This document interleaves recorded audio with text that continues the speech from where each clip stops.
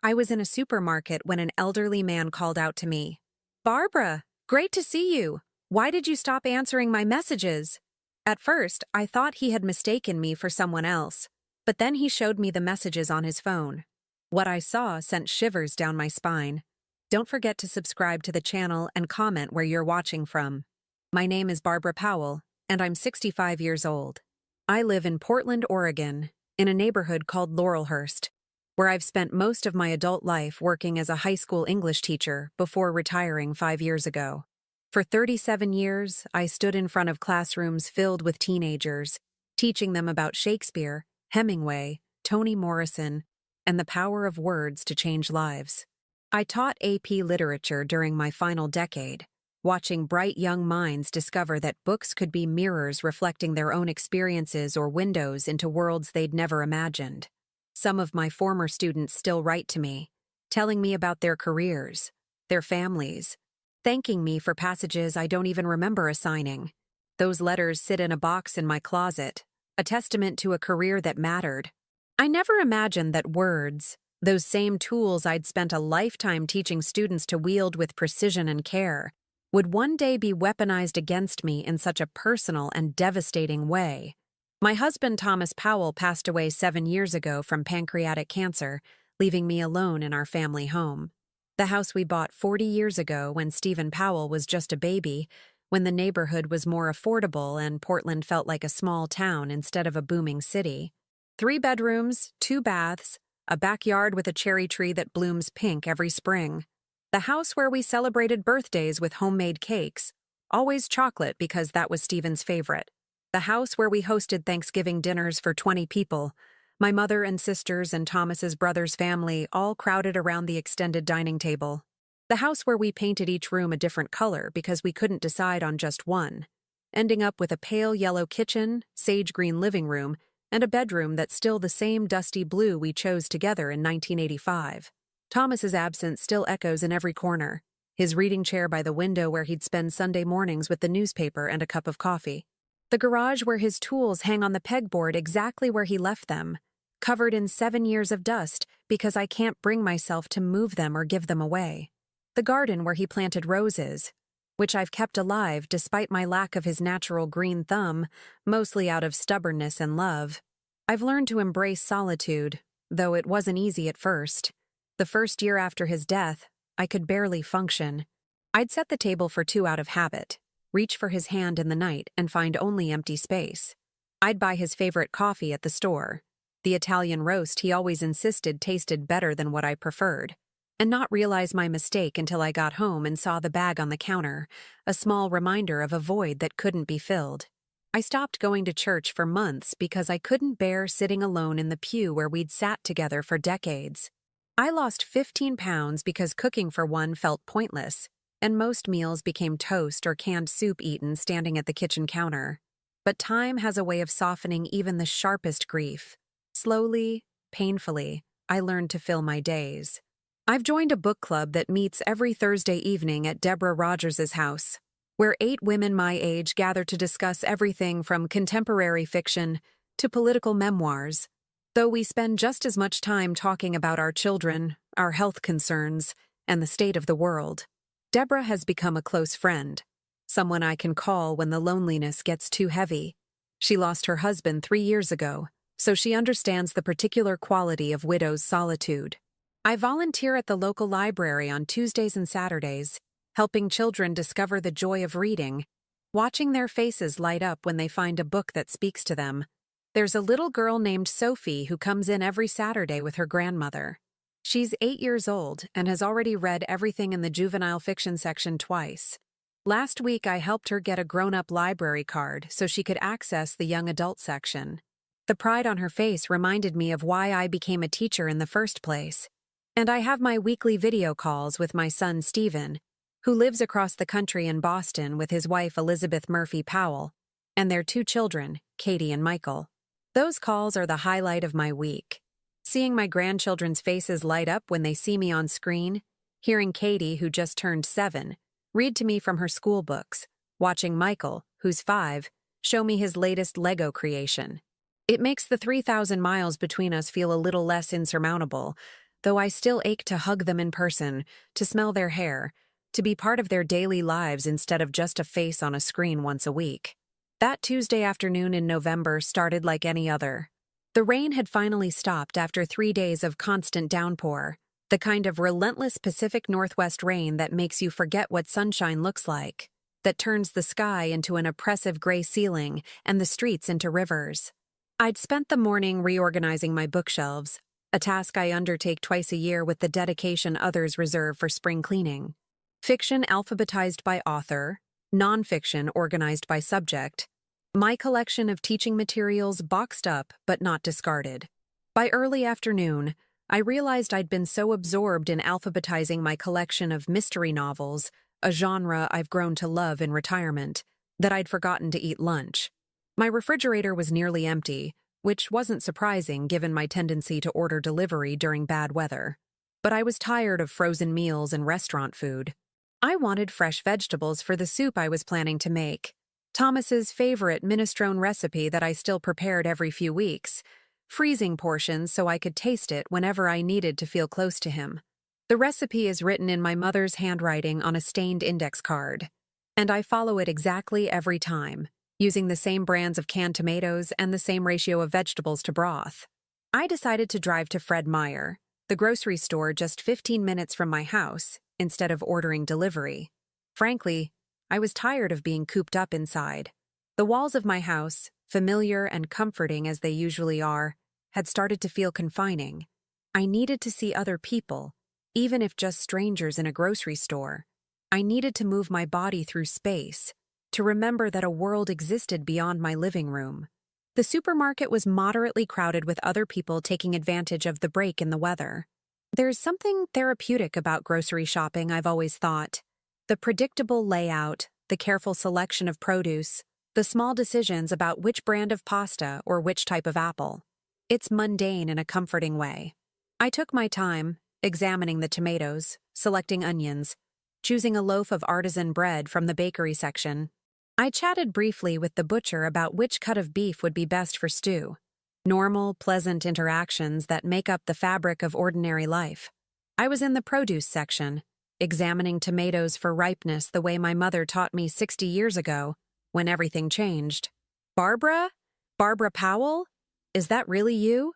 The voice came from behind me, unfamiliar and excited. I turned around to see an elderly gentleman approaching me with a warm smile. He looked to be in his early 70s, perhaps a bit older, with the kind of weathered handsomeness that comes with age. Well-dressed in a navy cardigan that looked expensive, cashmere probably, worn over a pressed white shirt, gray slacks with a crisp crease down the front, leather loafers polished to a shine. His silver hair was neatly combed, parted on the side in a style that suggested military service, or at least a respect for tradition. He wore wire-rimmed glasses that magnified kind blue eyes. His face showed genuine delight, as if seeing an old friend after years of separation. When he smiled, his eyes crinkled at the corners, and there was a vulnerability in his expression that made him immediately sympathetic. "I'm sorry," I said politely, searching my memory for any recollection of this man. "Do we know each other?" My mind raced through possibilities. Former colleagues from Jefferson High School where I'd taught? No, I'd remember another teacher. Parents of students I'd taught over the years?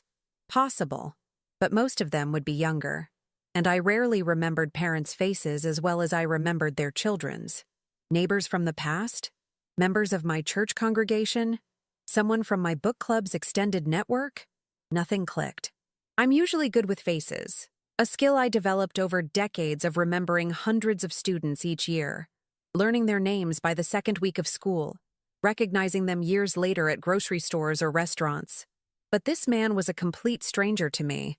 The man's smile faltered slightly, confusion replacing the initial joy in his expression. "It's me, Ronald," he said, as if that should mean something significant. "Ronald Parker. We've been talking for months now. You said you were looking forward to finally meeting in person. You said you'd been thinking about me." His words sent a chill through me despite the warmth of the store. He stepped closer, and I instinctively took a small step back, clutching my shopping basket tighter. This wasn't just a case of mistaken identity. some confusion about a similar-looking person. Something felt wrong. The way he looked at me, with such familiarity, such presumed intimacy, the certainty in his voice. "I think you have me confused with someone else," I told him gently, trying to keep my voice calm and friendly, not wanting to embarrass him or cause a scene in the middle of a crowded grocery store. "My name is Barbara, but I don't believe we've ever met or spoken before. I'm sorry." Perhaps he had some form of dementia, I thought. Perhaps he was confusing me with someone from his past, a woman he'd known decades ago. It happens. My neighbor's father had Alzheimer's and would sometimes mistake strangers for people from his childhood. But Ronald's response wasn't that of someone confused about the past. He was talking about the present, about recent conversations. No, that's definitely you," he insisted. And now there was concern in his voice, maybe even a hint of hurt. He pulled out his smartphone with slightly trembling hands. I noticed the phone case had a faded American flag design. "Look, here are your messages, your photos. We've been talking every day since August. You told me about your teaching career, about losing your husband, about your son in Boston. You even sent me your soup recipe last week, said it was your late husband's favorite." My heart stopped. Those were my details, my life. How could a stranger know those things? He held out the phone toward me, and what I saw on that screen made my blood run cold. My hands started to shake, and I had to set down my shopping basket before I dropped it. There, on a dating website I'd never heard of called Silver Connections, was a profile using my name. But worse than that, far worse, it was using my photos. Recent photos. Pictures I'd posted on my private Facebook account just weeks earlier. Photos from my garden, showing me kneeling beside my rose bushes in my faded denim shirt, the one with the torn pocket. Photos from my trip to Cannon Beach with my book club in September, me standing on the sand with the haystack rock formation behind me, wind blowing my hair. Photos from my birthday dinner in October that my sister Nancy Long had arranged at my favorite Italian restaurant, me laughing with a glass of wine in hand, wearing the blue sweater Stephen had sent me. Someone had taken my digital life, my private moments, and created an entirely different persona.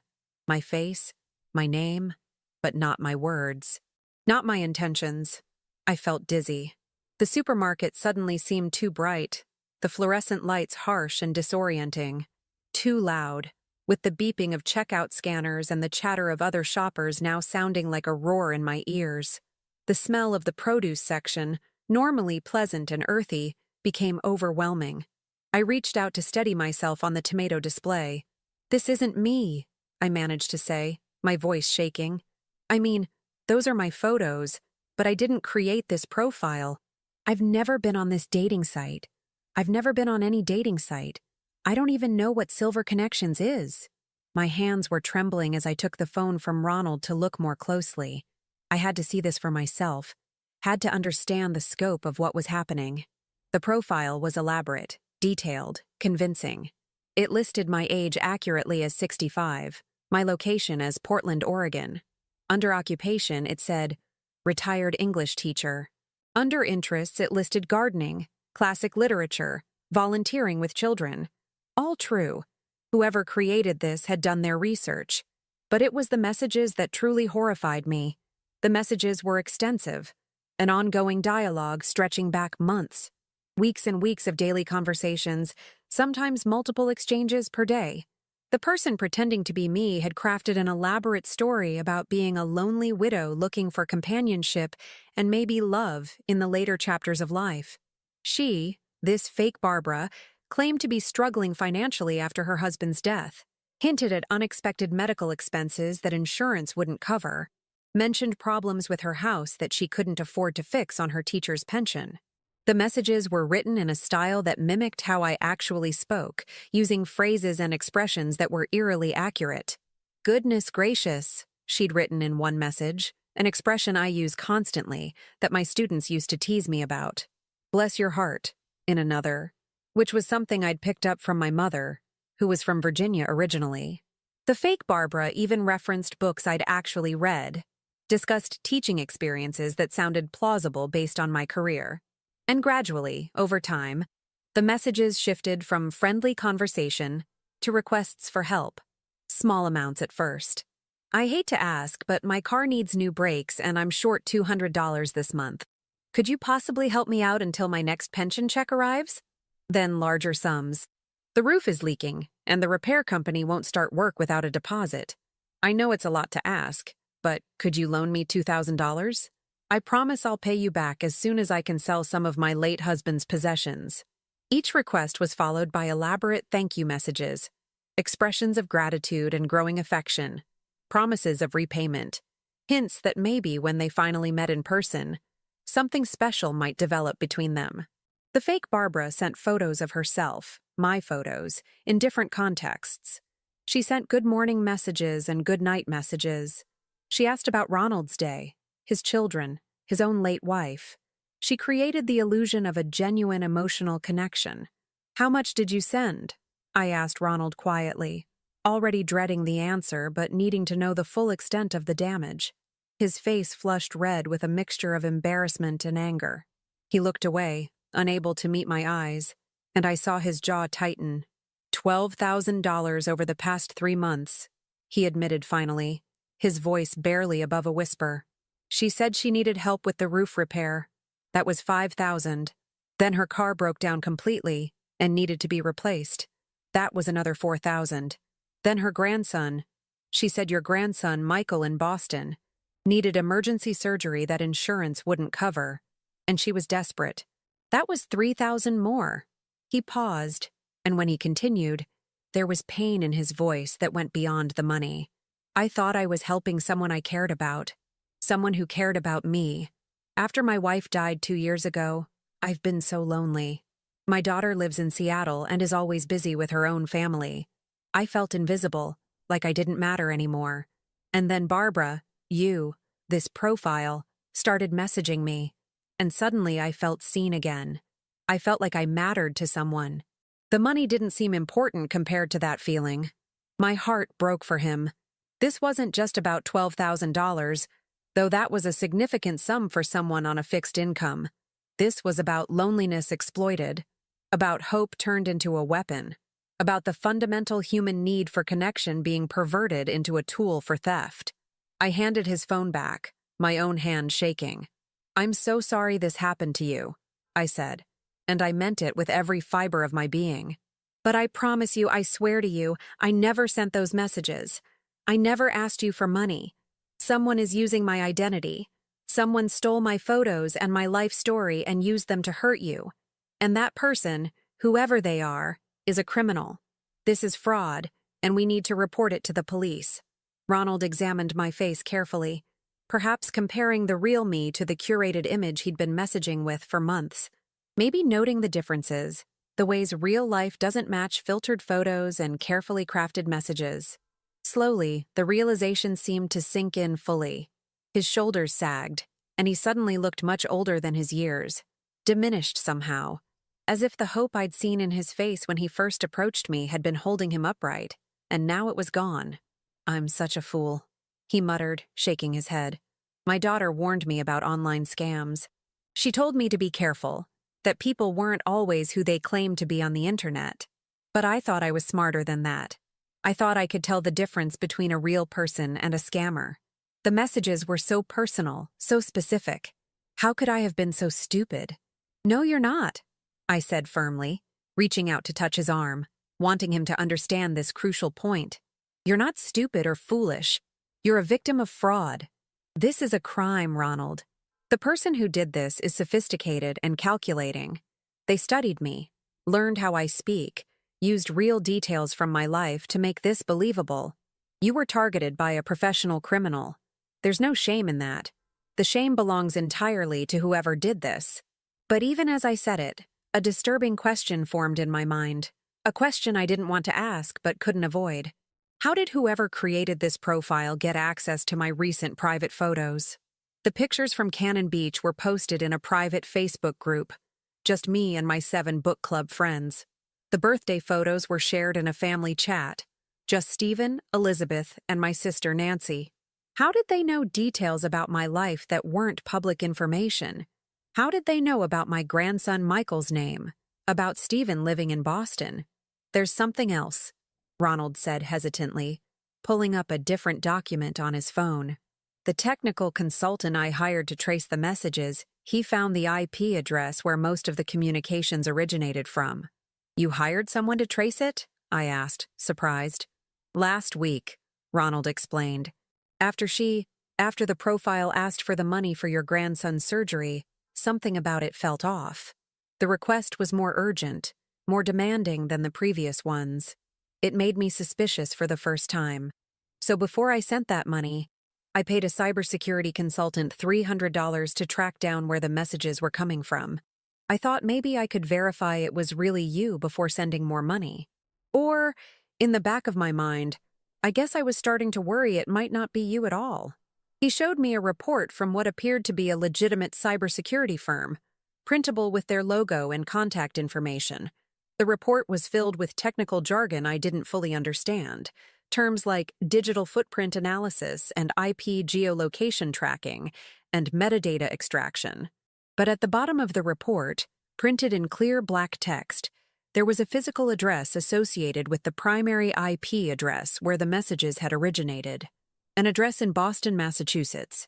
An address I recognized immediately because I'd sent Christmas presents there every year for the past decade. An address where my son Stephen lived with his wife Elizabeth and their 2 children. The words blurred in front of my eyes. I read the address again, hoping I'd been mistaken. But no. It was definitely Stephen and Elizabeth's home address in the Brookline neighborhood of Boston, the house they'd bought 5 years ago, the house where my grandchildren were growing up. That's my son's address, I whispered, more to myself than to Ronald. That's where Stephen and Elizabeth live. The implications hit me like a physical blow, like someone had punched me in the stomach and knocked all the air from my lungs. Someone in my son's household had access to my photos, knew intimate details about my life, and was using that information to scam vulnerable elderly men across the country. The only people living at that address were Stephen, my daughter-in-law Elizabeth, and their 2 young children, Katie and Michael. It couldn't be the kids. They were only 7 and 5 years old. They barely knew how to use iPads for games and educational apps, much less how to run a sophisticated online fraud operation. That left Stephen or Elizabeth, and I knew with absolute certainty it couldn't be Stephen. My son is one of the most honest, principled people I've ever known. He's a financial analyst at a prestigious firm in Boston, successful and well compensated, with no financial motivation to commit fraud. More than that, he's constitutionally incapable of deception. When he was 8 years old, he accidentally broke a neighbor's window playing baseball and immediately confessed, using his allowance money to help pay for the replacement, even though it took him 6 months. When he was in high school, he found a wallet with $200 in it and spent an entire afternoon tracking down the owner to return it. When he makes a mistake at work, he's the first to acknowledge it and fix it. Thomas and I raised him to value honesty above everything else, and that teaching took root deep in his character. Besides, Stephen barely knows how to use social media beyond posting occasional family photos on Facebook. He's never understood Twitter, thinks Instagram is frivolous, and once asked me what going viral meant. The idea of him creating fake profiles and manipulating photos and crafting elaborate deceptive narratives is absurd. He doesn't have the skills or the temperament. But Elizabeth was a different story. Elizabeth has been married to Stephen for 10 years. She's a freelance graphic designer who works from home, spending hours online every day for her business. She has the technical skills to create convincing fake profiles, to manipulate photos, to manage multiple online identities. She knows Photoshop, understands social media algorithms, can navigate the internet with a sophistication that intimidates me. I've watched her design websites, edit photos, create digital marketing campaigns. If anyone in that household could pull off something like this, it would be Elizabeth. But I'd never wanted to believe it. I'd never wanted to suspect her of anything. She was my son's wife, my grandchildren's mother.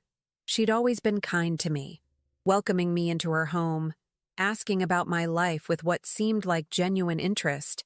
We'd had long conversations during my visits about books, teaching, parenting. She called me Mom, sent me Mother's Day cards, included me in family decisions. "Are you all right?" Ronald asked, concerned by whatever he saw in my face. "You've gone very pale." "I need to sit down," I said, feeling lightheaded. "And I need to contact the police. But first, can you send me copies of everything you have? The messages, the profile screenshots, this cybersecurity report, records of all the money transfers. Everything." We found a bench near the store's customer service desk and sat down.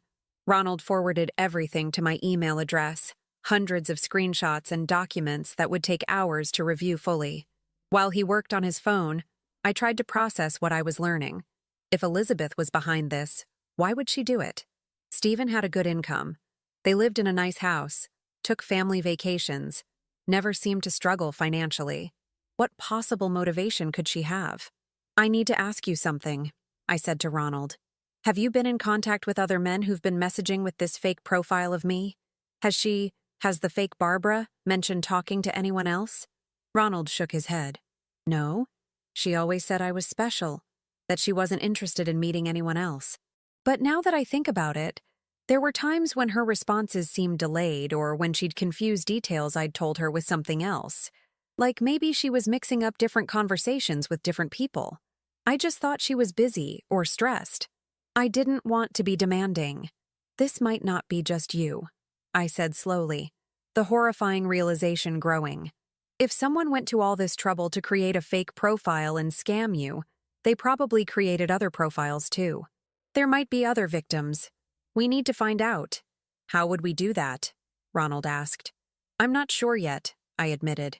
"But I need to figure this out before we go to the police. I need to understand the full scope of what's happening. And I need to—" I paused, not sure how to finish that sentence. "I need to confront Elizabeth? I need to give my son's wife a chance to explain before ruining her life? I need to protect my grandchildren from finding out their mother is a criminal?" Ronald and I exchanged contact information. He gave me his phone number, email address, and physical address. I gave him mine. "I promise I'll keep you updated on what I discover," I told him. "And we will make this right. Somehow. The money doesn't even matter anymore," Ronald said quietly. "I mean, it does. It's my retirement savings, and I don't know how I'll replace it. But more than that, I'm angry about the lie. I'm angry that someone made me believe I'd found a connection with another person, that I'd found someone who understood what it's like to lose a spouse and be lonely, that someone exploited the worst period of my life for their own profit. That kind of cruelty, I don't understand it. Neither did I. Or rather, I didn't want to understand it. Because if Elizabeth was behind this, I would have to accept that someone I'd welcomed into my family, someone I'd trusted with my grandchildren, was capable of systematic, calculated cruelty toward vulnerable people. I left the grocery store without buying anything, my planned soup forgotten entirely. The items I'd selected for my shopping basket were abandoned on a shelf somewhere. I sat in my car in the parking lot for a long time, maybe 20 minutes, trying to calm my racing heart and organize my thoughts. Finally, with shaking hands, I pulled out my phone and started to search. I created a profile on Silver Connections, the dating website where the fake Barbara existed. I used a random photo I found online of a middle-aged woman, someone who looked nothing like me, and created a fake name, Carol Thompson. I felt dirty doing it. Creating a false identity felt wrong on every level, especially now that I knew how that deception could hurt people. But I needed to see if I could find other victims, other men who might have been scammed by the person using my identity. The website's interface was confusing to me at first.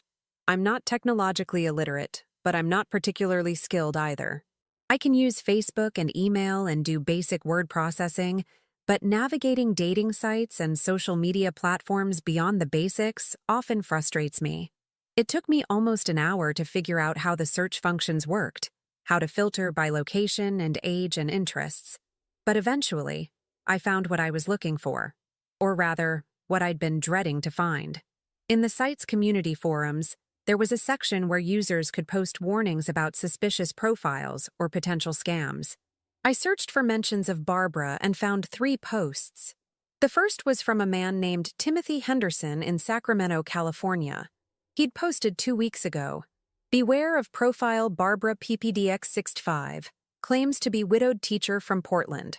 Asked for money multiple times. I sent $5,000 total. Then stopped responding after I questioned inconsistencies in her story. Profile is now deleted. Probably a scammer. The second post was from Joseph Barnes in Phoenix, Arizona. Lost $8,000 to someone claiming to be Barbara. Very convincing messages, seemed genuine. Only realized it was a scam when she asked for more money for a medical emergency that didn't make sense. Reported to website, but they said the account was deleted before they could investigate. The third was more recent, posted just 3 days ago by a man named Christopher Miller from Denver, Colorado. I think I'm being scammed by Barbara Profile. She's asked for $3,000 for her grandson's surgery, but something feels wrong about how she's asking. Has anyone else been contacted by this person? Need advice? I felt sick. The total amount stolen using my identity was now at least $28,000 from 5 known victims. Ronald's $12,000, Timothy's $5,000, Joseph's $8,000, and Christopher's $3,000. And those were just the victims who'd found this forum and reported it. How many others were out there who were too embarrassed to admit they'd been scammed? How many elderly men had sent money and never realized it was fraud, still believing that Barbara had genuinely needed their help? This wasn't a small-time scam, an opportunistic crime. This was organized, systematic, and ongoing. Whoever was doing this had turned fraud into what looked like a full-time operation.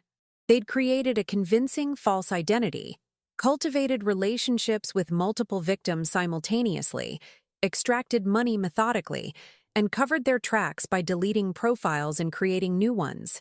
The sophistication suggested experience and planning. This wasn't Elizabeth's first attempt at online fraud, or if it was, she'd researched extensively before launching it. I sat in my car in that grocery store parking lot, staring at my phone screen, at the forum posts from men whose lives had been disrupted by someone wearing my face and speaking in my voice. The sun was setting, painting the Portland sky in shades of orange and pink, beautiful and indifferent to human suffering. Other shoppers walked past my car with their purchases, living their normal lives, unaware that the woman sitting alone in a 10-year-old Subaru was discovering that her identity had been stolen and weaponized by her own family. I needed to call Stephen. I needed to fly to Boston and confront Elizabeth. I needed to contact the police and the FBI, because fraud across state lines was a federal crime. But I sat paralyzed, unable to make myself take any of those steps, because once I did, there was no going back. Once I accused Elizabeth, once I set law enforcement in motion, my family would never be the same. Stephen would be devastated. My grandchildren would grow up knowing their mother was a criminal. The holidays and birthdays and ordinary moments that make up family life would all be poisoned by this knowledge. But what was the alternative? To stay silent? To let Elizabeth continue victimizing people? To protect my family's peace at the expense of strangers' financial security and emotional well-being? No, that wasn't an option either. The faces of those men, Ronald's embarrassment and hurt, Timothy and Joseph and Christopher, whose stories I'd only read online but whose pain I could imagine, they all demanded justice. And beyond them, there might be dozens more victims I hadn't discovered yet. My phone rang, startling me out of my thoughts. Stephen's name appeared on the screen. For a moment, I considered not answering, but that would only delay the inevitable. Besides, talking to him now, before he knew I suspected anything, might give me information I needed. "Hi, honey," I answered, trying to keep my voice steady and normal. "How are you?" "Mom, perfect timing," Stephen said, his voice warm and excited in a way that made my heart ache. "I wanted to catch you before you heard from anyone else. Elizabeth and I have some news." My stomach tightened. Not more complications. Please, not another layer to this nightmare. "She's pregnant," Stephen continued, joy evident in every word. "Can you believe it? We're going to have another baby. I know Katie and Michael are already in school and we thought we were done, but this is such a blessing. Elizabeth is about 8 weeks along, due in June." The irony wasn't lost on me. My son was sharing joyful news about expanding his family, while I was holding evidence that his wife might be running an elaborate criminal enterprise using my identity. I had screenshots of fraud on my phone while he talked about baby names and nursery colors. That's wonderful, I managed to say, hoping I sounded appropriately excited rather than devastated. Congratulations to both of you. How is Elizabeth feeling? A bit tired and nauseous, but the doctor says that's normal for the first trimester, Stephen said. Actually, Mom, I wanted to ask you something. Would you consider coming to visit for Thanksgiving? I know it's short notice. It's less than 2 weeks away. But the kids would love to see you, and it would give us a chance to celebrate together. Elizabeth would really appreciate having you here too. She's been feeling a bit overwhelmed. An invitation to visit. That would give me direct access to Elizabeth's computer, a chance to investigate without arousing suspicion. It was perfect timing. Almost too perfect. Did Elizabeth know I'd found out? Was this invitation some kind of trap? No.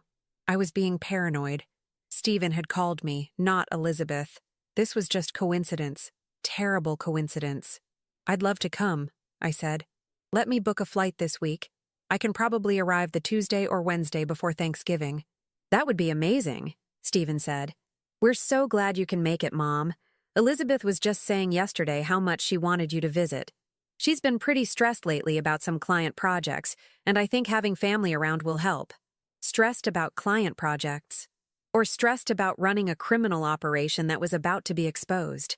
I wondered what Elizabeth would think if she knew I was coming to investigate her, to potentially destroy her life and marriage. We chatted for a few more minutes about logistics and flight times before hanging up. As soon as the call ended, I allowed myself to sit with the full weight of what I was planning.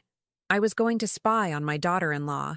I was going to search through her computer, violate her privacy, look for evidence to confirm my worst suspicions. If I found what I expected to find, I would have to decide whether to confront her privately or go directly to the authorities. Either choice would shatter my son's happiness and my grandchildren's security. But I thought about Ronald's face in that supermarket, about the $12,000 he'd lost, money he probably needed for his own medical care or retirement. I thought about Timothy and Joseph and Christopher, men I'd never met but whose trust and loneliness had been exploited using my face and name. I thought about how many other victims might be out there, sending their savings to someone they believed was me, someone they believed cared about them. The choice wasn't really a choice at all.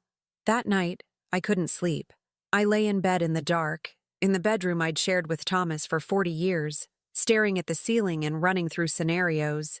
What if I was wrong about Elizabeth? What if someone had hacked her computer without her knowledge? What if the IP address trace was incorrect? What if there was an explanation I hadn't considered? But the more I thought about it, the more pieces fell into place, creating a picture I'd been unconsciously avoiding for months.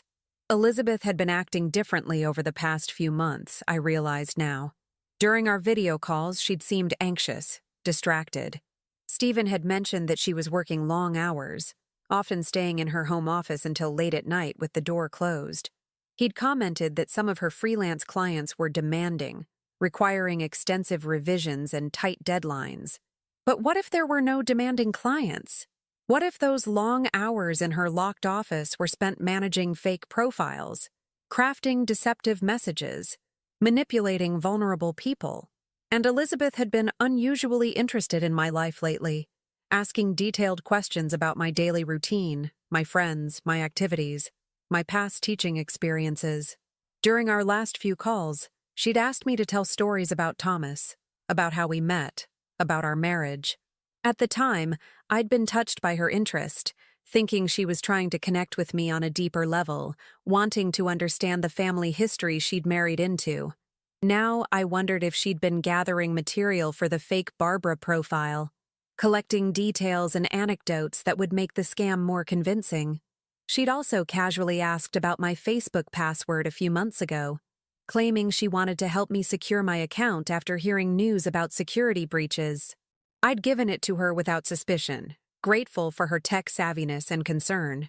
Had she used that access to steal my private photos? To monitor my activities so she could update the fake profile with current details? 3 days later, on Friday afternoon, I boarded a flight from Portland to Boston.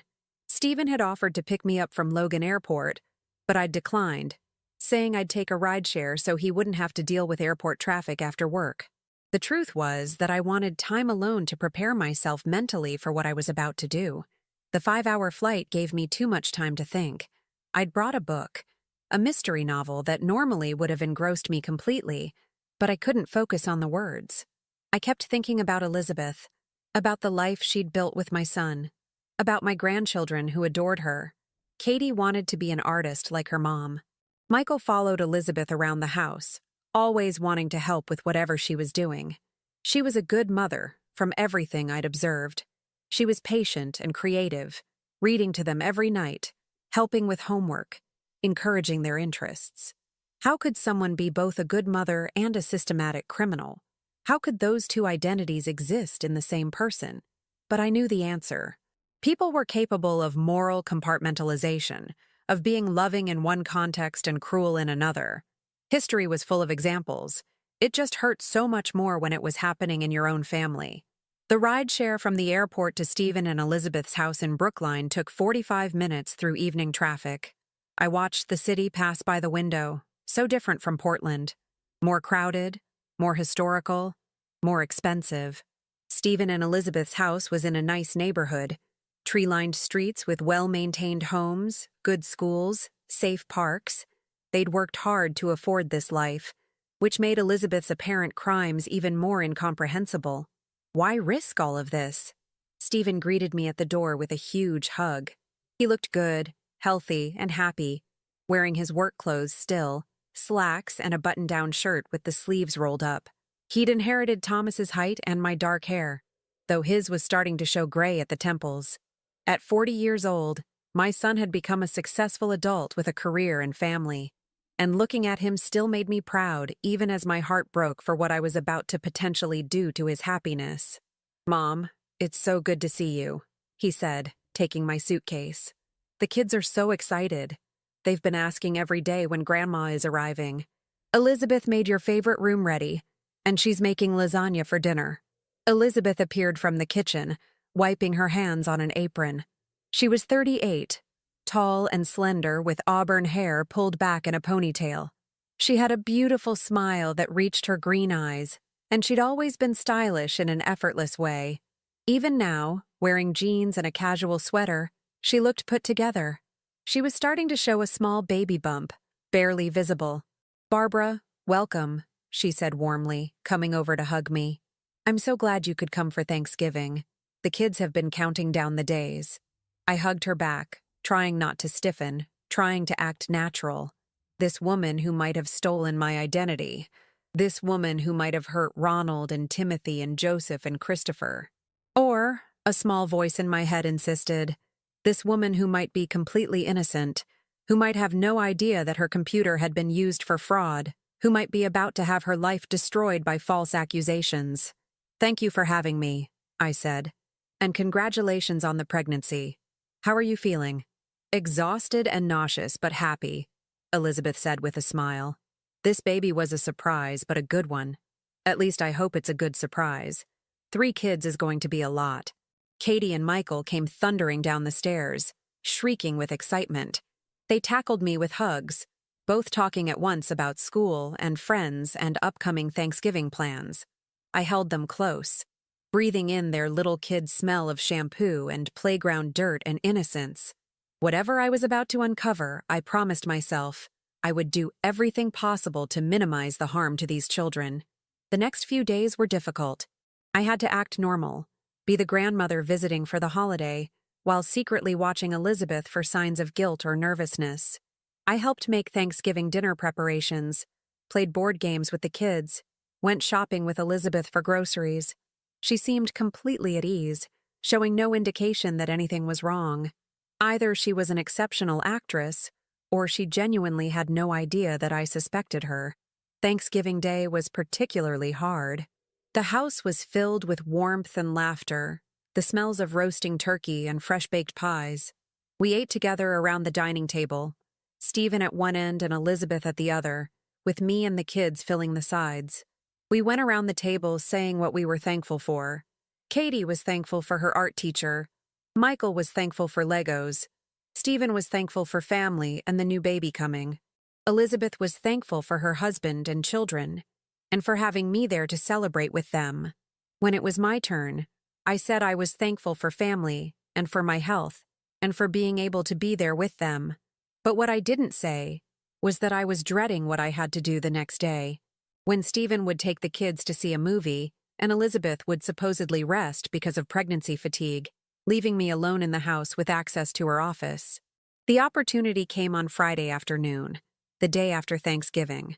Stephen had promised Katie and Michael they could see the new animated movie that had just been released. Elizabeth begged off, saying the pregnancy was making her too tired for a crowded movie theater, that she needed to lie down for a while. She encouraged me to go with Stephen and the kids, but I said I was also tired from the cooking and cleaning, that I'd stay home and read my book. So Stephen left with the kids, and Elizabeth went upstairs to her bedroom, and I sat on the couch in the living room pretending to read, waiting. After 30 minutes, I crept upstairs and stood outside Elizabeth's bedroom door, listening. I could hear her breathing deeply, evenly. She'd fallen asleep. My heart pounding, I moved silently down the hall to Elizabeth's home office. The door was closed, but not locked. I hesitated for a long moment, my hand on the doorknob. What I was about to do was a massive violation of privacy, a betrayal of trust. If I was wrong about Elizabeth, she would have every right to be furious, to demand that I leave, to cut me out of their lives. But I thought about Ronald and the others, about justice and truth, and I turned the doorknob and went inside. The office was small, but well organized. 2 monitors on an L-shaped desk, one showing a screensaver of my grandchildren, the other dark. Design samples and color swatches covered one wall, a mood board for what looked like a current client project.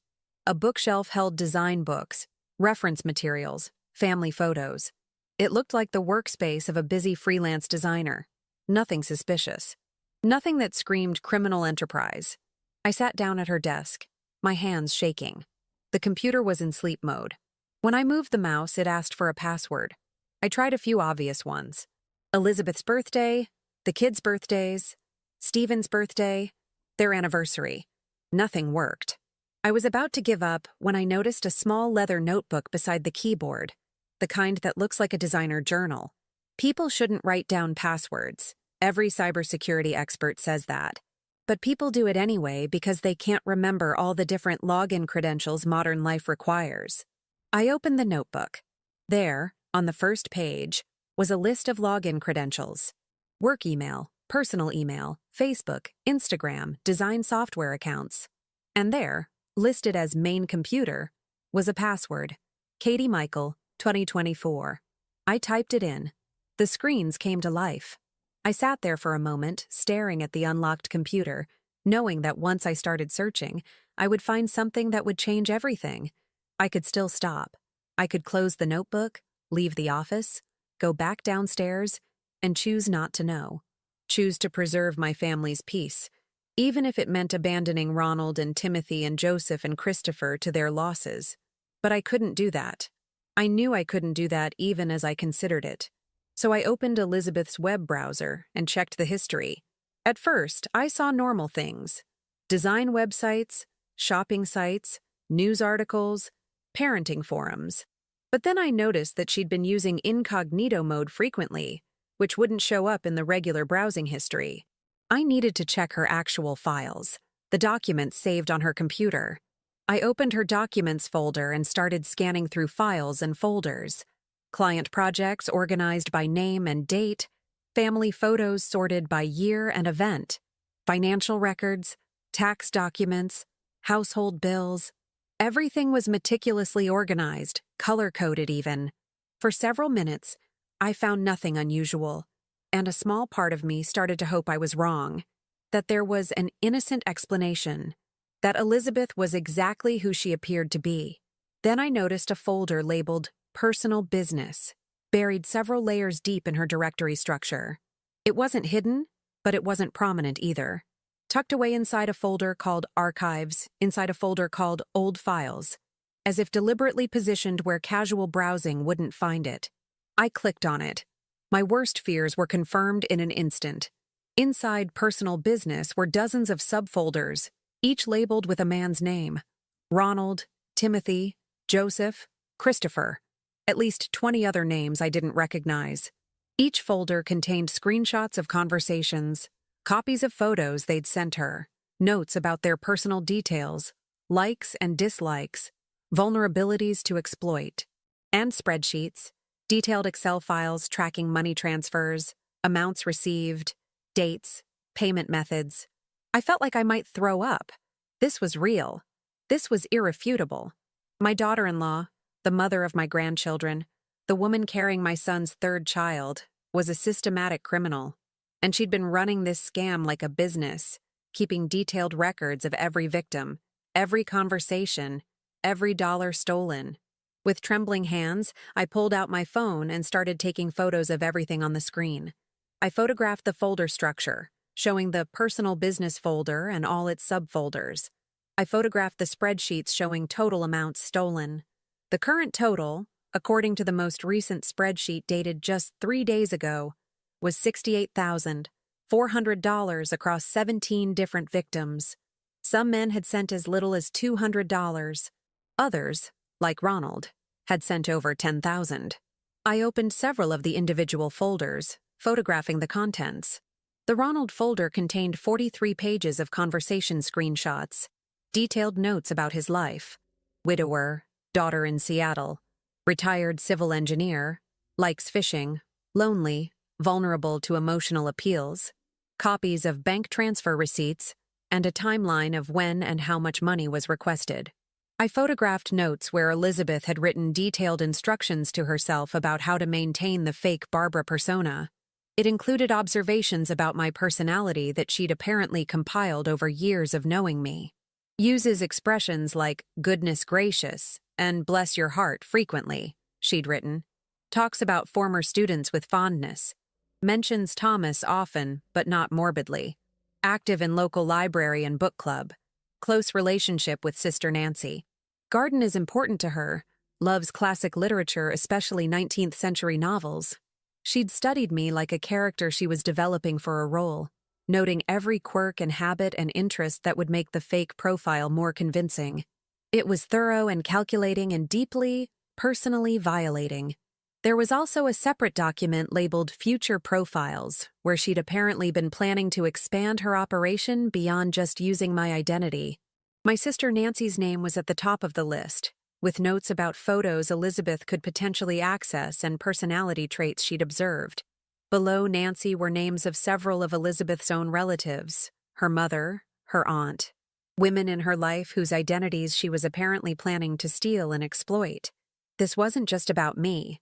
This was a business model she intended to scale up, creating multiple fake profiles, targeting more victims, maximizing her profits from organized fraud. I was so focused on photographing everything that I didn't hear the footsteps in the hallway, didn't hear the office door open wider. Only when Elizabeth spoke did I realize I'd been caught. "Barbara," she said quietly from the doorway, "I see you found my project." I spun around in the desk chair, my phone still in my hand with a photo of her spreadsheet visible on the screen. For a moment, we just looked at each other. She didn't look surprised or panicked. If anything, she looked tired, and maybe relieved. "Your project?" I repeated, my voice shaking with anger. "You call defrauding vulnerable people a project. You've stolen over $60,000 using my identity.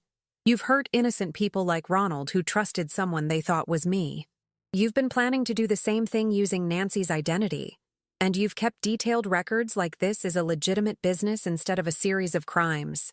Elizabeth closed the door behind her and leaned against it. She wasn't blocking my exit, but she was clearly positioning herself between me and escape. Her hand rested on her small baby bump, and I wondered if that gesture was conscious, a reminder of her pregnancy, a play for sympathy. "You weren't supposed to find out," she said, and her voice was oddly calm. "At least not like this. Not yet. But maybe it's better that you know. Maybe this is the push I needed. Barbara, I know what I've done is wrong. I know I've hurt people, including you. But I want you to understand how this started, why I did it. I'm not a monster. I'm just someone who made terrible choices when I was desperate." "Desperate?" I stood up from the chair, putting the desk between us. "You live in a beautiful house in one of the best neighborhoods in Boston. Stephen has a good job. You have healthy children, a stable life. What desperation drove you to steal from widowers and lonely elderly men? Debt, Elizabeth said simply. Debt you don't know about? That Stephen doesn't know about? Debt that was going to destroy everything if I didn't find a way to pay it. She moved into the room and sat on the edge of her desk, one hand still on her stomach. 2 years ago, I made a stupid mistake. I was gambling online just for fun at first. Just poker and blackjack, small stakes, something to do during boring evenings after the kids were asleep. Then I started losing. I thought I could win it back, you know? That's what gamblers always think. So I kept playing, with bigger stakes. I lost more. I borrowed money from a loan shark because I couldn't go to Stephen without confessing what I'd done. $15,000 at an interest rate that should be illegal, Elizabeth continued, her voice taking on a bitter edge. I thought I could pay it back over time from my freelance income without Stephen noticing. But the interest kept compounding. Every month I couldn't make the full payment. The interest added up. Suddenly, I owed $20,000, then $25,000. The loan shark started threatening me. Said if I didn't pay, something might happen to Katie and Michael. Not directly. He was careful about that. Just hints. Beautiful children you have. Would be a shame if they got hurt walking to school one day. I felt a chill go through me. So instead of going to the police, instead of confessing to Stephen and getting help, you decided to commit fraud? I panicked, Elizabeth said, and for the first time, emotion cracked her calm facade. I was terrified. These weren't people you could reason with or make payment plans with. They were criminals. Going to the police would have put my family in danger, and telling Stephen would have destroyed him. His perfect wife, the responsible mother, turns out to be a gambling addict with mob debts who endangered our children. I couldn't face that. I couldn't bear to see the disappointment and betrayal in his eyes. So you betrayed strangers instead, I said coldly. You hurt innocent people to save yourself. I know, Elizabeth whispered. I know what I've become. I look at myself in the mirror and don't recognize the person staring back. But I was desperate, Barbara. Desperate people do terrible things. So I created one fake profile using random photos from the internet, just to see if it would work. And it did. Men sent money. It was so easy, so frighteningly easy. I could pay down some of the debt. The loan shark stopped threatening my kids. So you created another profile, I said, following the logic. And another. And then you realized that profiles using stolen photos from the internet kept getting flagged and shut down, so you needed original photos from real people who weren't active on dating sites. And I chose you, Elizabeth admitted. You were perfect for this. Attractive for your age, compelling backstory as a widow, not active on dating sites. Plus, I had access to your photos through Facebook and our family chats. I knew details about your life from our conversations. The profile I created as you was my most successful one. Men believed in Barbara. They trusted her. They wanted to help her. She said it so matter-of-factly, as if she were describing a successful marketing campaign instead of systematic fraud. What about the pregnancy? I asked. Is that even real, or is that part of some new angle for the scam? It's real, Elizabeth said, her hand moving protectively to her stomach. And it's what finally made me realize I have to stop. I've been trying to figure out how to exit this for weeks, how to stop the scams, pay back the remaining debt, and somehow move forward without anyone finding out. I can't bring another child into this mess. But I still owe the loan sharks $30,000 even after everything I've stolen. If I stop the scams now, I can't pay them. If I don't pay them, they'll hurt my family. I'm trapped, Barbara. I'm trapped, and I don't know how to get out. I looked at this woman I'd thought I knew, seeing her clearly for the first time. She was crying now, tears streaming down her face, but I felt no sympathy, only anger and disgust, and a deep sadness for what this meant for my family. You're going to turn yourself in, I said firmly. You're going to contact every single one of those men whose names are in your folders, tell them the truth, and do whatever it takes to pay them back. And we're going to figure out a way to deal with the loan sharks that doesn't involve destroying more innocent lives. If I turn myself in, I'll go to prison, Elizabeth said desperately. My children will grow up with their mother in jail. This baby will be born while I'm awaiting trial. Stephen will divorce me. Everything will fall apart. And the loan sharks will still come after my family for the money. It's already fallen apart, I told her, my voice hard. You did that the moment you decided to commit fraud. The only question now is whether you're going to try to make it right or keep running until it gets even worse. And trust me, Elizabeth, it will get worse. Because I'm not going to stay silent about this. If you don't turn yourself in, I'll go to the police myself. You used my identity to hurt people. You don't get to decide how this ends anymore. We stood there in her office, locked in a silent battle of wills, the evidence of her crimes displayed across her computer screens. Finally, Elizabeth nodded slowly, her shoulders sagging in defeat. What do I do first? She asked, her voice barely a whisper. First, you're going to save all of these files to a USB drive for evidence, I said. Then we're going downstairs, and we're going to wait for Stephen to come home with the kids, and then we're telling him everything. Tonight. No more secrets, no more lies.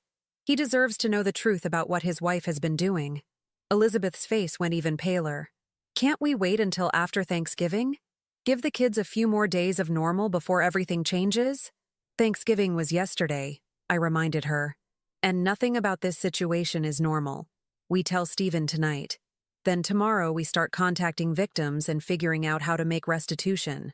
And we deal with the legal consequences, whatever they are. The next several hours were a blur of activity and anguish. Elizabeth downloaded all the files from her personal business folder onto a USB drive, creating a complete record of her fraud operation. We went downstairs and waited in tense silence for Stephen and the kids to return from the movie. When they came in, full of excited chatter about the film, I asked Stephen if we could talk privately after the kids went to bed. He must have heard something in my voice because his smile faded and worry creased his forehead. Is everything okay, Mom? He asked. No, I said honestly. But we'll talk about it later. Dinner was excruciating. The kids were happy and talkative, oblivious to the tension between the adults. Elizabeth barely ate, pushing food around her plate. Stephen kept looking between us with growing concern. I tried to act normal for Katie and Michael's sake, asking about the movie, laughing at their jokes, but my heart wasn't in it. After the kids were in bed, the three of us sat at the kitchen table. Stephen looked between me and Elizabeth, confused and worried. What's going on? He asked. Elizabeth has something she needs to tell you, I said, looking at my daughter-in-law. Everything. Right now. And so Elizabeth confessed.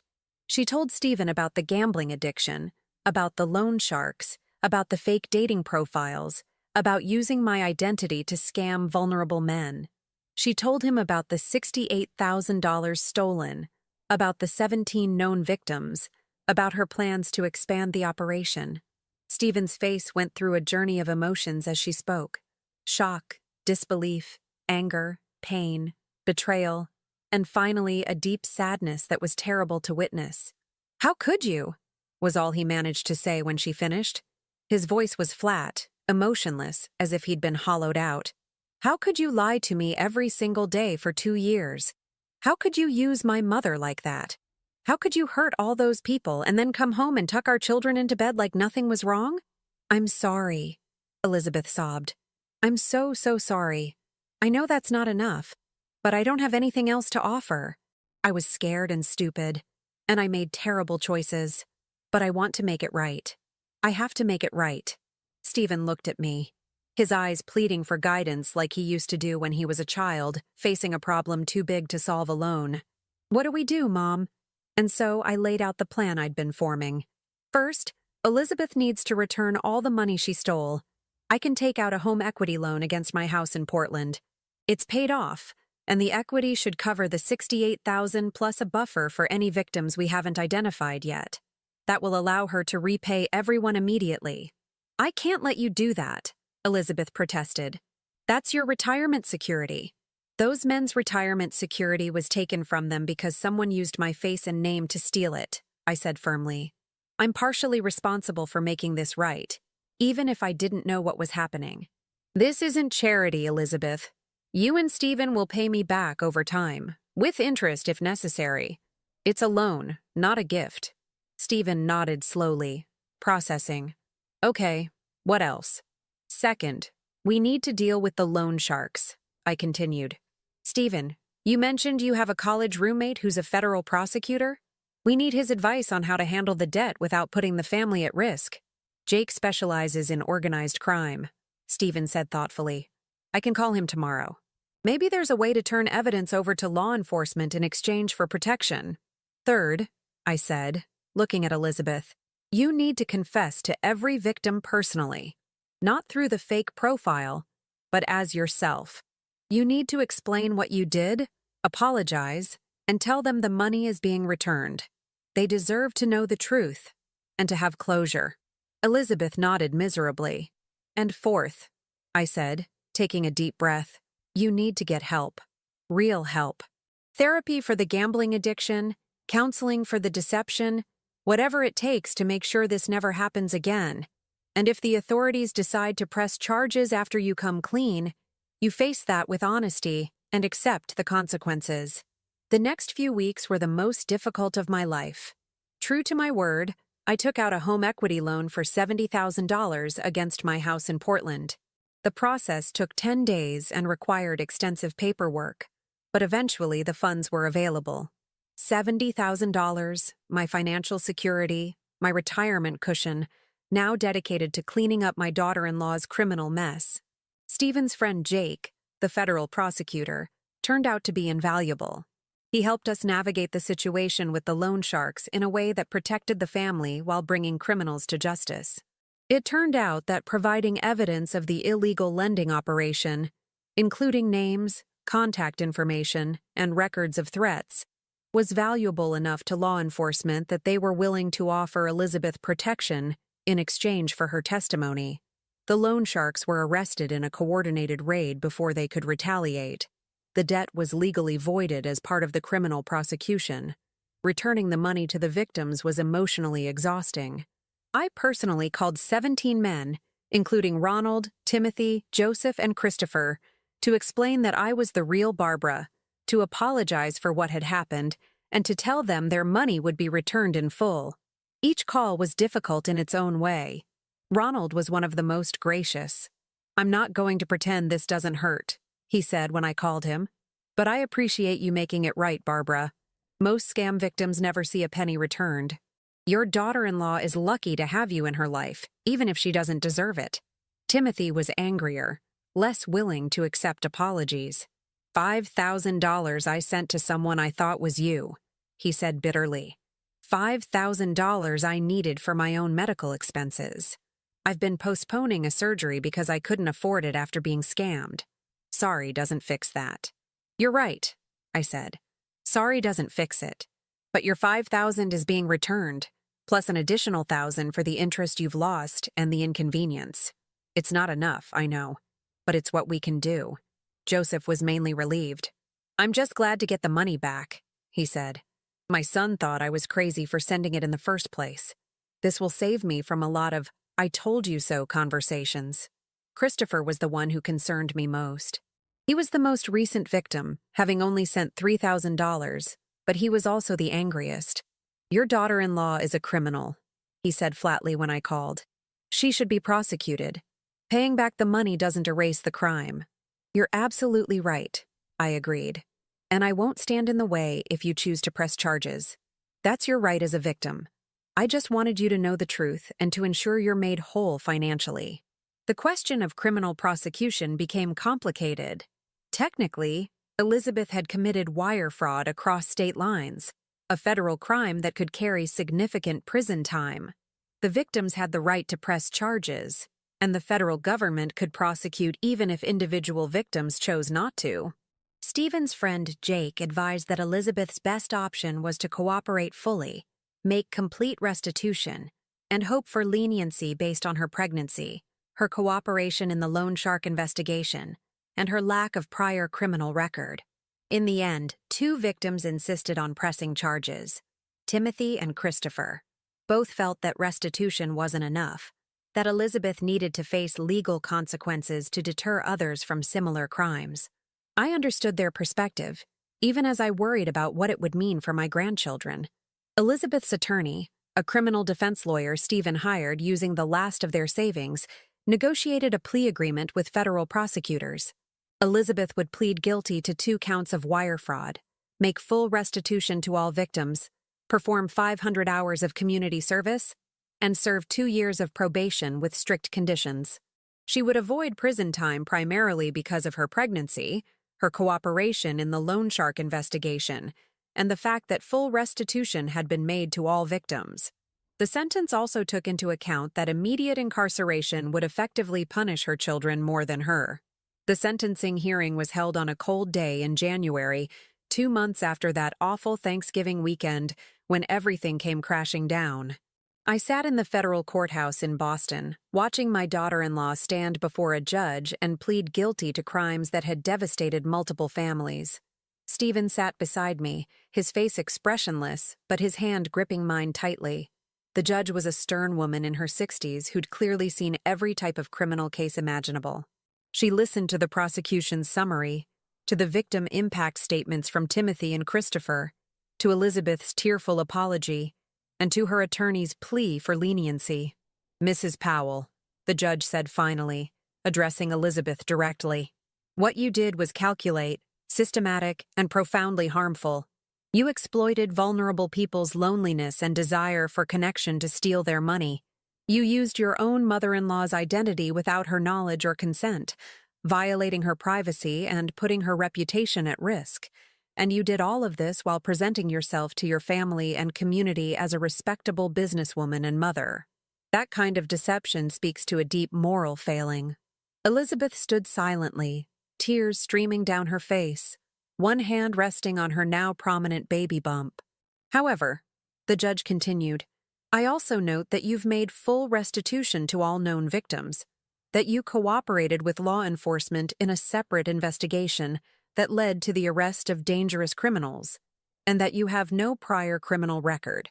I also note that you are currently pregnant, and immediate incarceration would effectively punish your children, who are innocent of any wrongdoing. Therefore, I'm going to accept the plea agreement as proposed." The judge outlined the terms: 2 years of probation, 500 hours of community service, no unsupervised internet access, mandatory therapy for gambling addiction, and a requirement to speak at least twice during her probation at community events about online fraud as a form of deterrence. If Elizabeth violated any terms of her probation, she would face immediate imprisonment.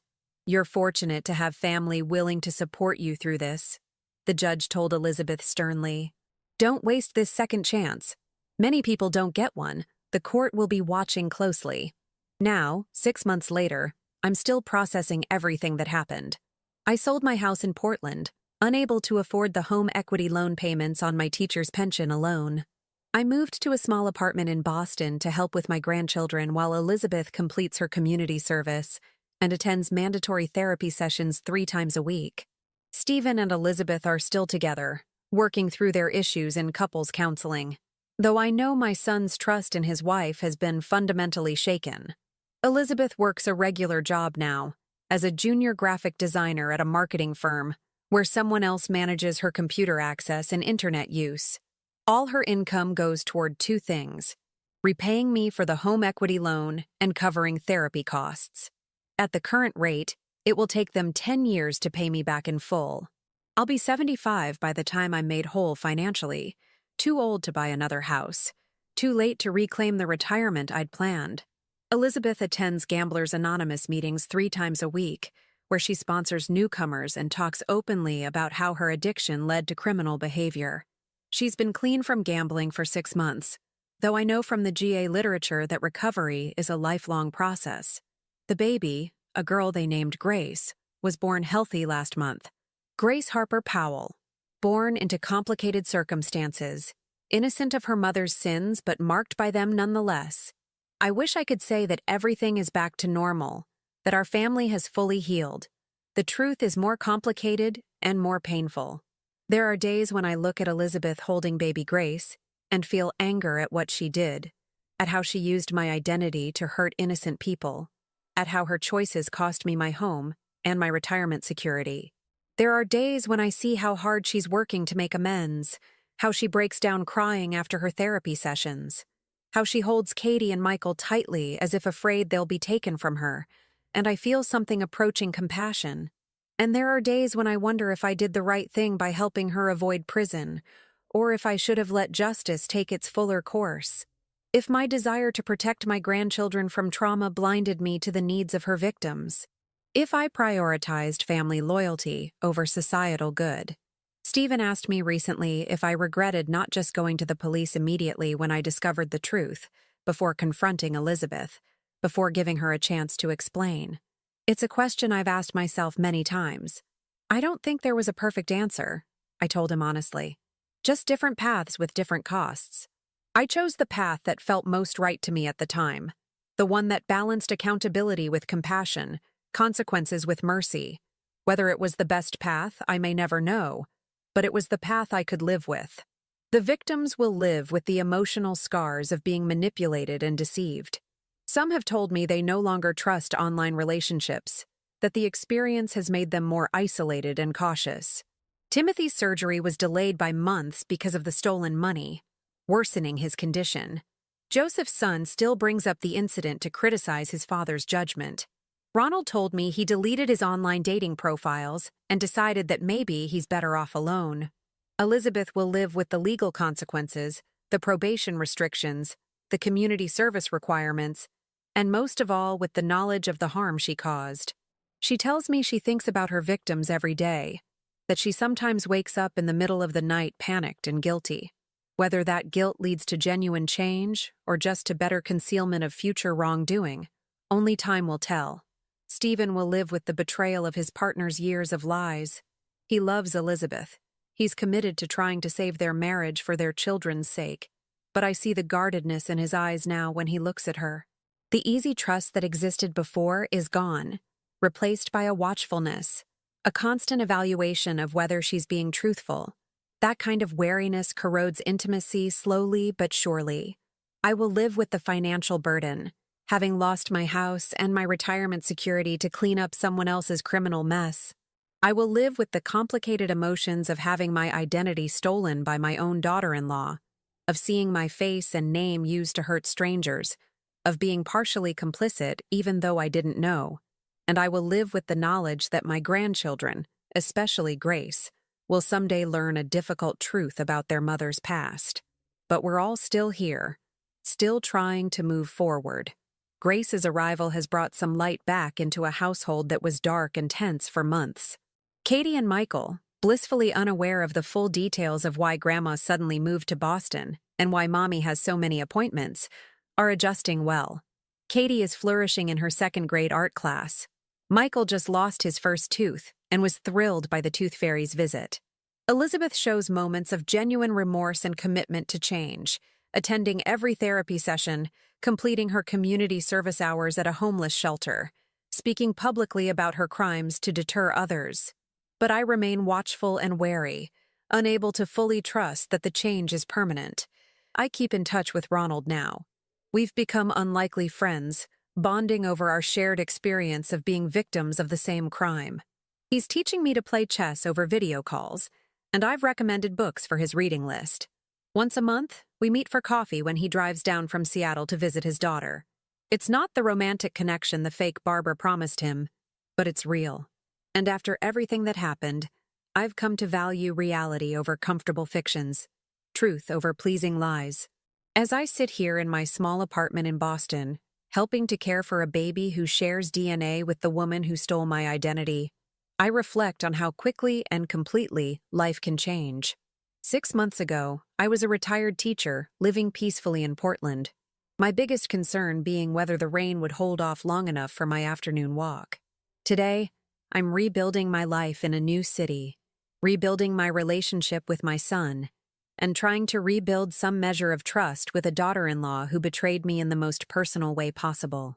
The future is uncertain. Elizabeth's probation will last another 1.5 years, 18 more months of restrictions and supervision. The loan against my former house will take Stephen and Elizabeth at least 10 more years to repay fully, maybe longer if unexpected expenses arise. The emotional healing will likely take even longer, if it happens at all.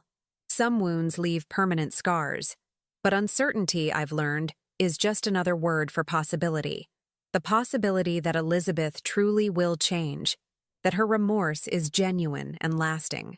The possibility that our family will emerge stronger from this ordeal, that we'll learn to rebuild trust on a foundation of radical honesty. The possibility that the victims will find peace and closure, that being repaid and heard will help them heal. The possibility that some good can come from something that started with such harm and deception. I don't know if I've forgiven Elizabeth yet. Forgiveness feels like something too large and complicated to achieve quickly, a mountain too high to climb in a single journey. But I'm working toward it, day by day, just as she's working toward redemption. We're both carrying the weight of her choices, both trying to find ways to move forward despite the burden. What I learned from this experience is that identity is both more fragile and more resilient than I thought. Someone can steal your photos, your name, your life story, and use them to deceive others. Someone can create a convincing facsimile of you that exists online, interacting with strangers, making promises in your voice. But they can't steal who you actually are.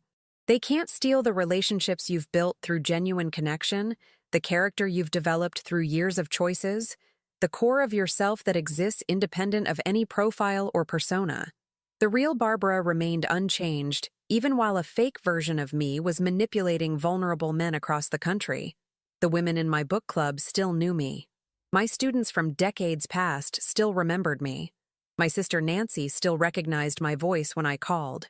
Ronald knew within seconds of seeing me in person that something was wrong, that the face matched, but the person didn't. Identity can be mimicked, but not truly replicated. Stolen, but not permanently lost. I also learned that family is complicated. More complicated than the greeting card sentiments and holiday photo albums suggest.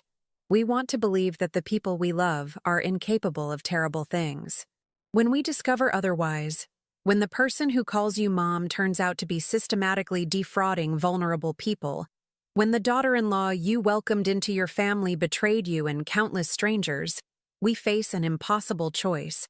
Do we turn away from them completely, cutting them out of our lives to protect ourselves from their toxicity? Or do we find a way to love them despite their failures, to hold them accountable while still offering support through the painful process of making amends? I chose the harder path of conditional love, love that demands accountability and change, but offers support through the difficult journey of redemption.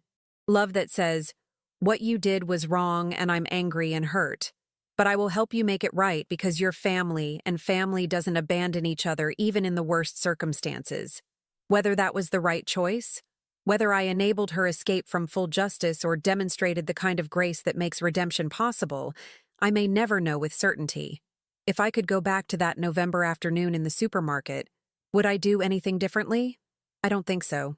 Every step that followed, as difficult and painful as it was, felt necessary. Confronting Elizabeth privately first gave her the chance to explain and cooperate, which ultimately led to the arrest of the loan sharks and prevented further victims. Helping her make full restitution immediately gave the victims their money back much faster than any legal process would have. Supporting her through the legal consequences while demanding accountability walked the line between punishment and rehabilitation.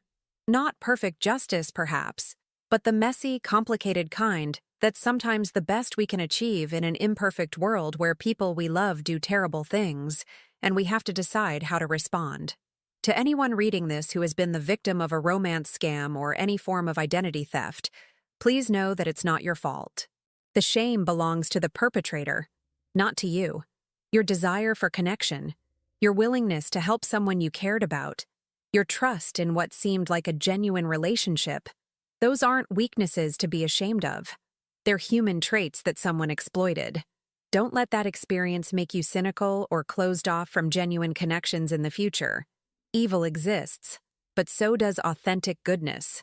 One bad experience doesn't invalidate the possibility of real relationships. And to anyone who might be considering committing fraud or any crime out of desperation, please understand that there are always other options. Always. The temporary solution that crime seems to offer will only create bigger problems down the road, problems that multiply and spread like poison through every area of your life. Elizabeth thought she was protecting her family by stealing from strangers. Instead, she nearly destroyed her family and harmed countless people in the process. Whatever difficulty you're facing, debt or addiction or fear or desperation, there are legitimate resources and people who can help. Choose the harder right over the easier wrong. Choose honesty over deception, even when honesty feels impossible. The consequences of that choice might be difficult, but they're survivable in ways that the consequences of crime are not. As for me, I'm learning to build a new life in Boston. I've joined a book club here, started volunteering at a local literacy program similar to the one I worked with in Portland, and even tentatively joined a few social groups for seniors in the neighborhood. I'm not dating, real or online, and probably won't for a very long time. The experience of having someone use my identity on a dating site has left me wary of those platforms in ways I know aren't entirely rational. But I'm not hiding either. I'm reclaiming my identity, my agency, my story from someone who tried to use them for harmful purposes. Stephen and I have grown closer through this ordeal, though in ways I never would have chosen. He tells me I didn't have to move to Boston to help with the kids, that I'd already done enough by taking out the home equity loan. But the truth is, I needed to be here as much as they needed my help. I needed to see with my own eyes that Elizabeth was truly working to change, that her remorse was genuine, and her commitment to rehabilitation was real. I needed to be part of my grandchildren's daily lives during this crucial time, to provide stability while their parents worked through trauma and rebuilding. And I needed to prove to myself that my identity couldn't be stolen. Not really. Not permanently. Because I define who I am through my actions and relationships, not through any profile someone can create online. Grace is crying in the next room, hungry and wanting attention. She's 2 months old now, with Stephen's dark hair and Elizabeth's green eyes, and a temperament that seems generally content. Elizabeth is at her community service placement at the homeless shelter, serving meals and cleaning facilities as part of her 500 required hours. Stephen is at work, analyzing financial markets and managing investment portfolios, trying to earn enough to support his family and repay me and cover therapy costs and save for 3 children's futures. So I'll go to Grace, this innocent child born into complicated circumstances. I'll pick her up and feed her and sing her the same lullabies I sang to Stephen 40 years ago and to Katie and Michael when they were babies. I'll look at her tiny, perfect face and choose to believe in the possibility of redemption for her mother and for all of us. Because in the end, what else can we do but keep trying, keep hoping, and keep working towards something better than what came before? The man in the supermarket changed my life when he called out my name. Ronald, looking for someone he thought he knew, unknowingly exposed a crime that had been operating in for months. But I'm the one who decides what that change means and where it leads me next. That's the power of identity that no scammer can ever steal. The power to choose who we'll be in response to what happens to us. And I choose to be someone who holds people accountable while offering them a path back to integrity. Someone who protects victims while understanding that perpetrators are sometimes victims too, victims of their own bad choices and circumstances they handled poorly. Someone who believes in justice, but also in mercy, in consequences, but also in second chances, in punishment, but also in rehabilitation.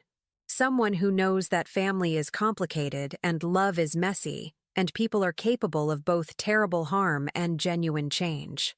This is my story, the real Barbara's story, not the fiction someone created using my photos and name. It's a story of identity theft and fraud, yes, but also of discovery and confrontation and the difficult work of rebuilding after betrayal. It's a story still being written, with chapters yet unknown, outcomes yet undetermined. But for the first time in months, I'm looking forward to seeing what comes next.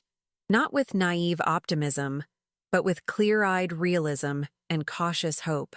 With the understanding that healing takes time, that trust must be rebuilt slowly, that some losses are permanent, But new possibilities can still emerge, with the knowledge that I've faced something terrible and survived it, that I've made difficult choices and lived with their consequences, that I've lost much but retained what matters most: my grandchildren, my son, my integrity, my sense of self, my belief that even in the darkest circumstances, we can choose to respond with courage and compassion and a commitment to making things right. The rest will come with time, or it won't. But either way, I'll face it as myself, the real Barbara, reclaimed and resilient and ready for whatever comes next. Now tell me, what would you have done if you were in my place? Let me know in the comments. Thank you for watching, and don't forget to check out the video on your screen right now. I'm sure it will surprise you.